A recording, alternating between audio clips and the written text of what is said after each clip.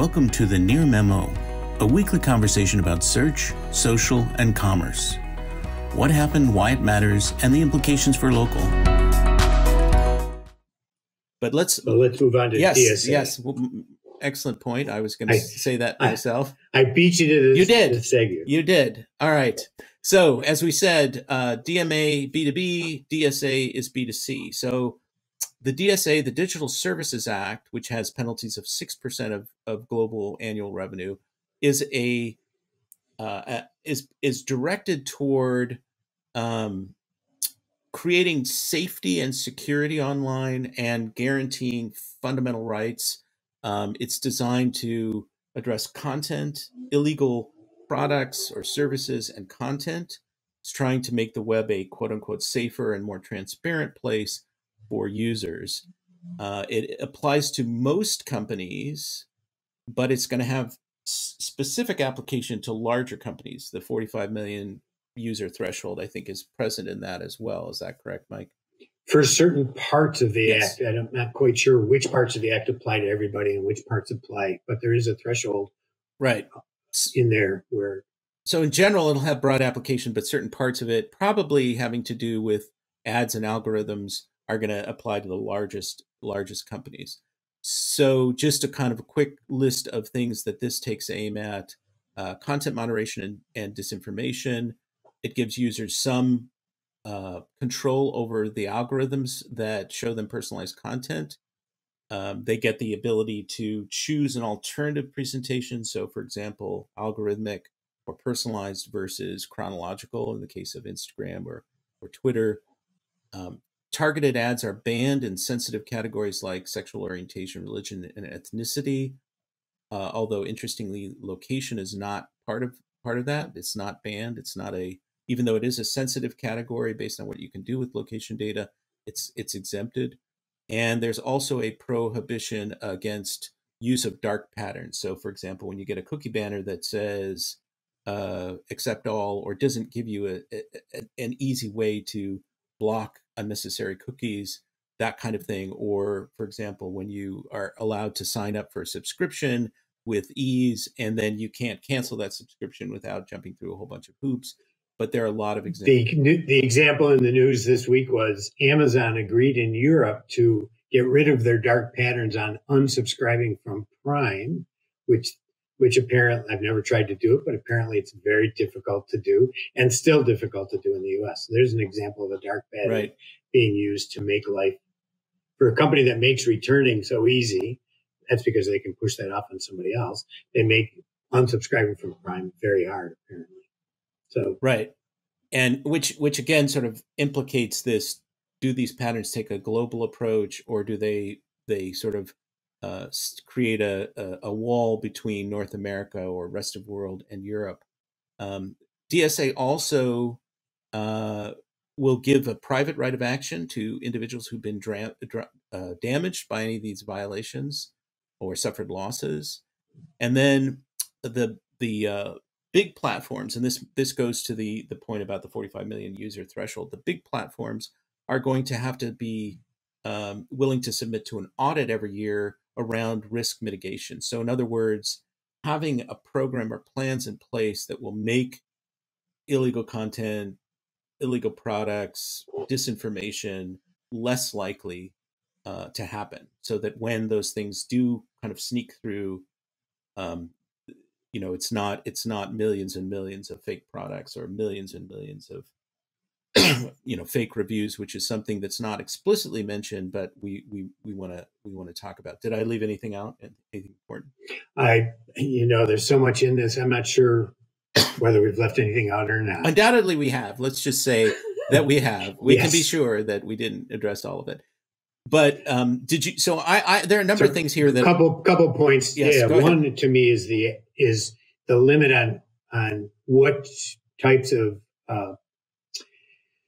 targeting can be done, and you can no longer target based on political belief, based on religion, based on race, and you can't target children, which is interesting to me. You mentioned this, the exclusion of location.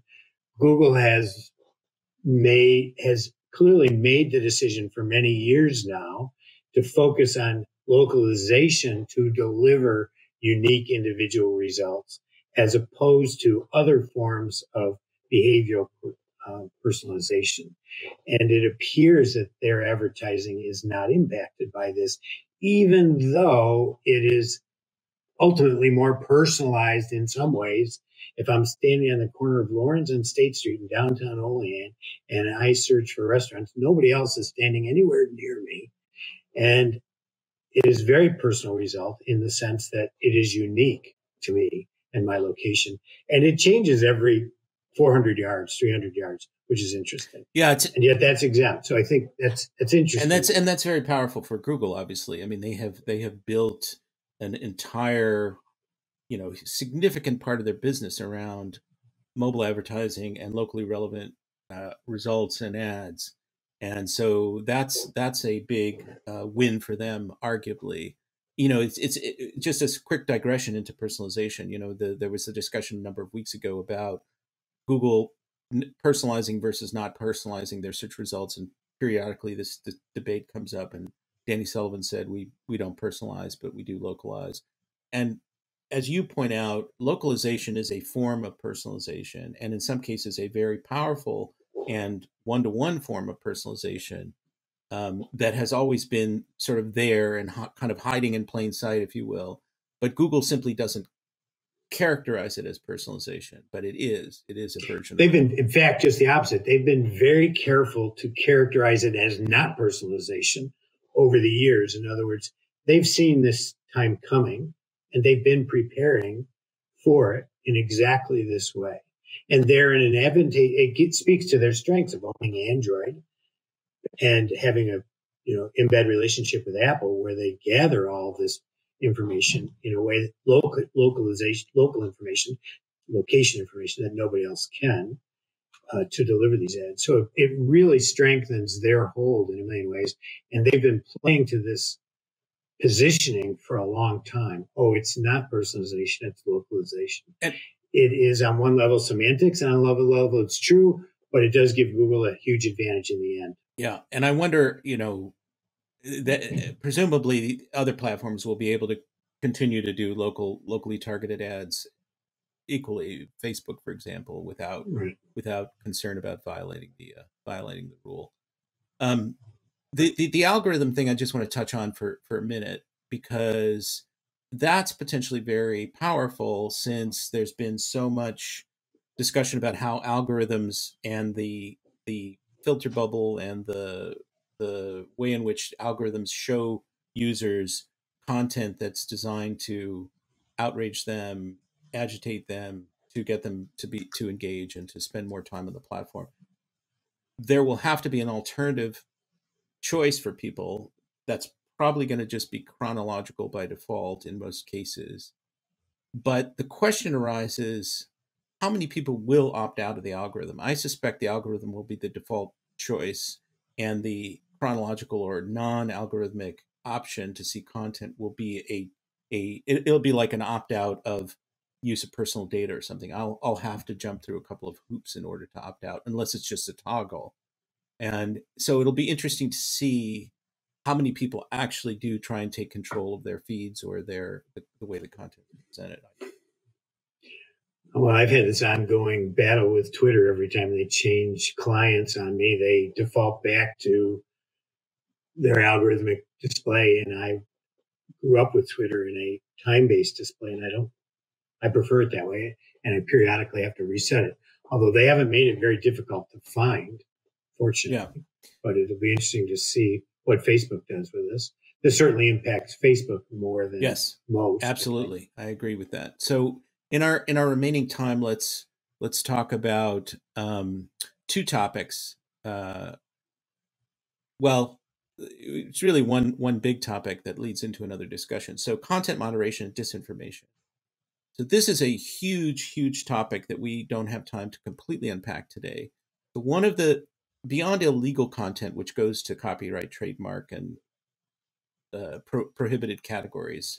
So, depiction of minor, which largely is about Amazon and fake products. Right. It's a lot about fake products, counterfeit products, but the disinformation piece of this, which benefits a whole class of businesses, as much as it benefits Yep. consumers to know that they're not buying a fake That's product. that's right. And so counterfeit products will presumably be removed. Although in practice, we'll see what happens.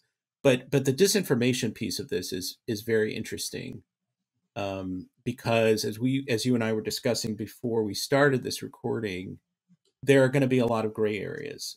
For one person's disinformation piece of content is another person's opinion. So, without getting into a lot of specific examples, I think that's going to be an enforcement challenge. That's because we tried to go into a specific example in our pre-talk, and it's a rat's nest of Yeah, complexity to distinguish between what's true, what's disinformation. that's Although I suppose they say disinformation, hoaxes, and manipulation. So I suppose manipulation and hoax could take something that's half true and turn it into something that's well. I illegal. think I think in Europe there may be broader consensus about content in some respects than in this country, but it raises the interesting question about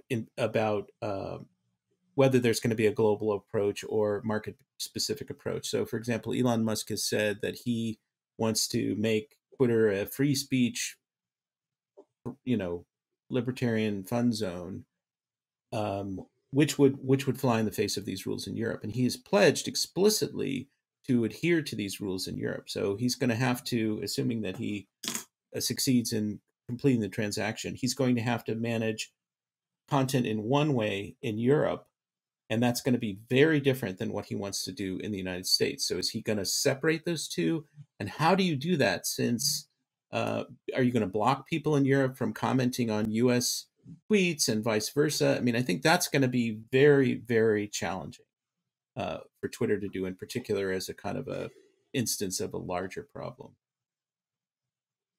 And it reflects a tension in the regulation at the highest level between speech and fiction or harm.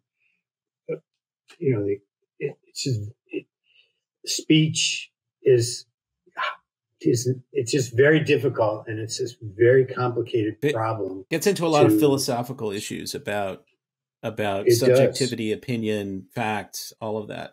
Um, but Right. that's that. I mean, as I mentioned in the pre-talk, though, I lean towards more free speech, but more balance in discussion.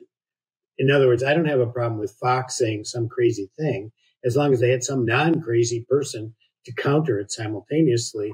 That to me would be an appropriate which you context inherently for can't do, speech. which you inherently can't do on a platform like Twitter, unless you take Musk's approach, which is just to make it a free for all and assume that the quote marketplace of ideas will play itself out, and the different viewpoints will You know, be represented.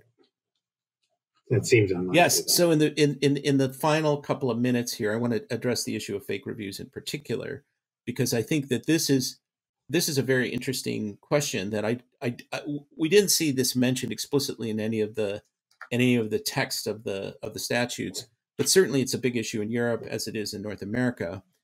The annual audits and risk mitigation processes that are supposed to be in place will presumably impact reviews, and beyond the ability to remove or protest the removal of reviews on an individual basis, either my review as a user or a business having reviews removed, as in the case of Yelp.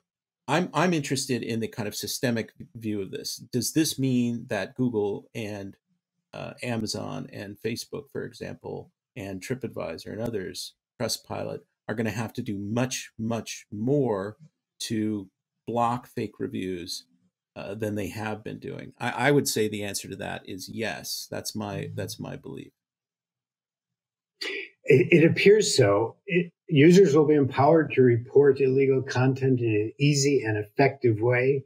A privileged channel will be created for trusted flaggers, entities which have demonstrated particular expertise and competence to report illegal content.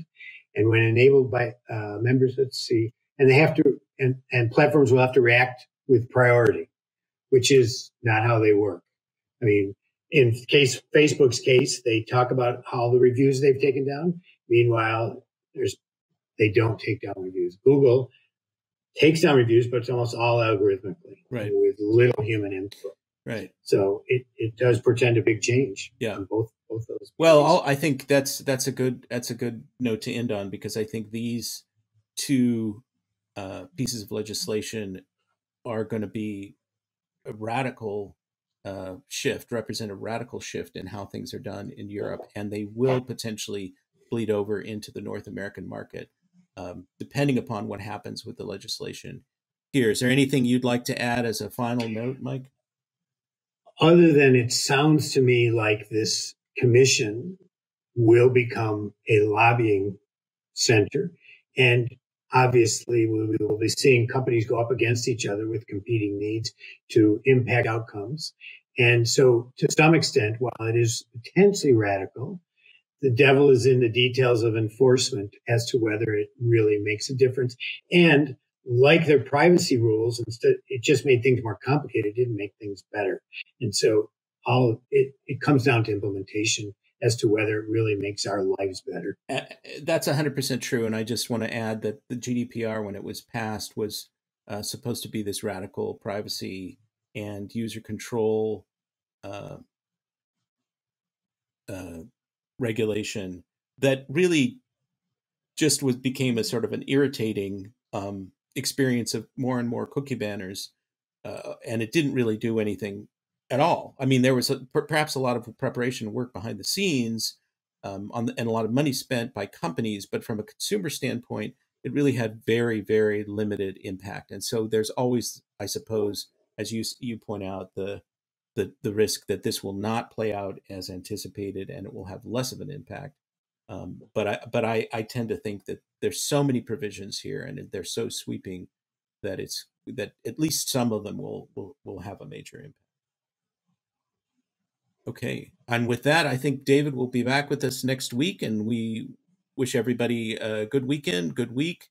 Thanks for listening. Subscribe to Near Media, tell your friends, and we'll see you next time. Thanks for joining David, Mike, and Greg. To stay on top of the latest developments in local, subscribe to our newsletter at nearmedia.co. We'll see you next week.